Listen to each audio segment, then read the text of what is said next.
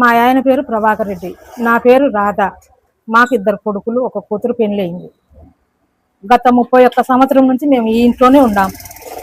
అప్పటి నుంచి ఏమి లేదు. మా భాగానికి వచ్చిన ఇంట్లో మేముండి మా కొడుకలకు రాయించుకుంటే ఈ రోజు నిన్న శుక్రవారం నుంచి 10 మంది ఎక్కువే వచ్చినారు జనాలు ఇంటి మీదకి.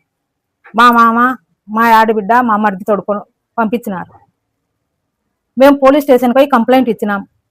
ఆడ మమ్మల్ని ఎట్లంటే అట్లా మాట్లాడినారు. మేము పెద్ద ఆయన దగ్గరికి పోయినాం, వరదరాజుల రెడ్డి దగ్గరికి. ఆయన పోలీసులకు సిఐకి ఫోన్ చేసి కేసు కట్టమని చెప్పినాడు. తర్వాత సాయంకాలం పోయినాం. ఆడ మళ్ళీ ఏమైందో తెలియదు. రేపు పొద్దునేటి రాండి, మీకు న్యాయం జరుగుతుంది అని చెప్పినారు. మేము పొద్దునేటి పోలీస్ స్టేషన్కి పోకుండా మళ్ళా కామనూరుకి ఎమ్మెల్యే దగ్గరికి పోయినాం, వరదరాజుల రెడ్డి దగ్గరికి. ఆయన లక్ష్మీపేట గురువురెడ్డి దగ్గర పంచాయతీ జరుగుతుందిమ్మా, నేను చెప్తా, మీరు పోయి గురువురెడ్డిని కలిసండి అన్నాడు. మేము పోయి గురువురెడ్డిని కలిసినాం.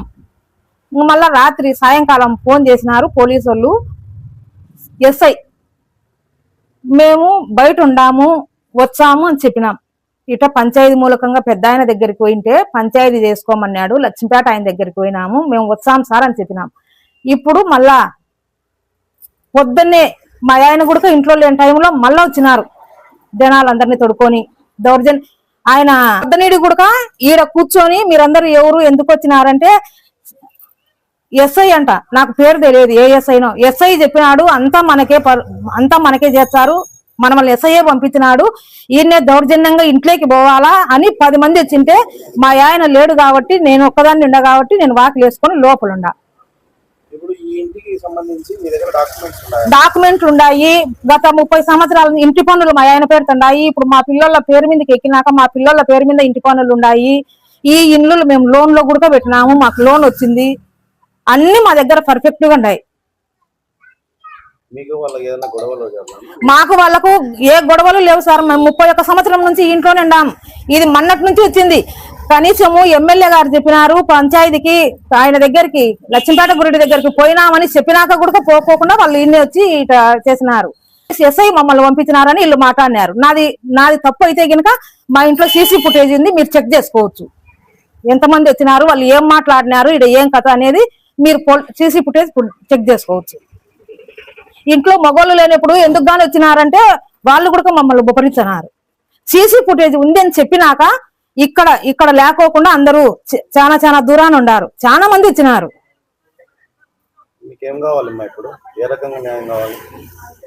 మాకు ఏ రకంగా న్యాయం చేయాలి సార్? మా ప్లేస్ లో మేము ఉంటే మాదని ఆయన ఎందుకు గాని వచ్చినాడు సార్? గత 30 సంవత్సరాల నుంచి లేని ఆయన ఇప్పుడు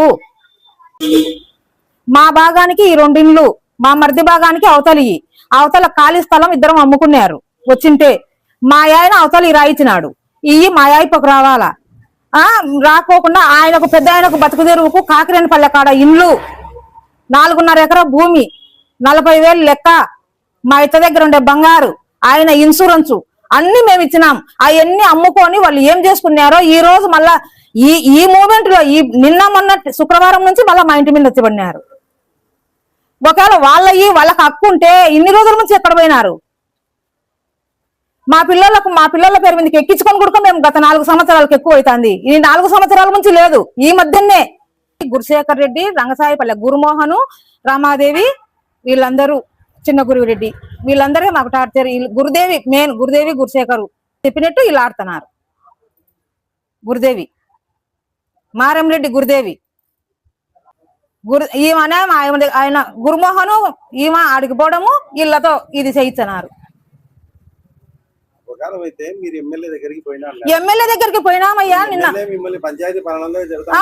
నిన్న పొద్దునటి పోయినాము, నిన్న సాయంత్రం ఆయన దగ్గరికి లక్ష్మీపేట గురుడి దగ్గరికి పోయినాము. అంతలేకే ఓర్పు లేకుండా మళ్ళీ 10 మందిని బెటాని వేసుకొని వచ్చి ఇంటికాడ కూకొని ఎస్ఐనే మాకు ఎస్ఐనే ఉన్నాడు, మాకు ఎస్ఐనే చేయమన్నాడు అని చెప్పినాడు.